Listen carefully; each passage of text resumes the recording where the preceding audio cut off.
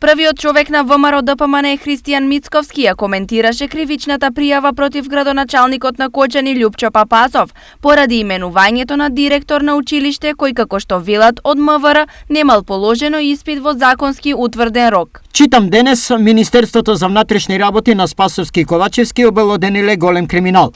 На градоначалникот на Кочани Љупчо Папазов му поднеле кривична пријава зашто го именувал единствениот кандидат кој се пријавил на огласот за директор на основното училиште. Значи не е тендер, не е договор во 4 очи, туку одлука за именување на директор кој не бил по кејфот на власта. Патем да напоменам, нема кривична пријава за Мерко, кој назначил за директор на училиште средношколка. Нормално нема кривична пријава зашто зелените од ДУИ ке се налутот на СДСМ.